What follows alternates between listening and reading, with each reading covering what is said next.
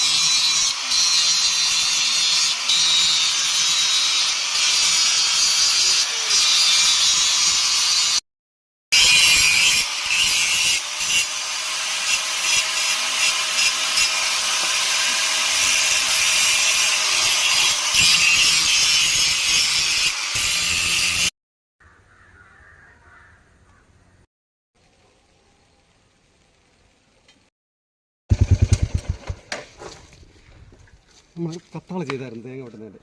അപ്പം കത്താള ചെയ്തിട്ട് ഒരാഴ്ചയായി. ഇന്നൊരു 5-6 മൂട് തേങ്ങ നടത്തിയിട്ട് വന്നത്.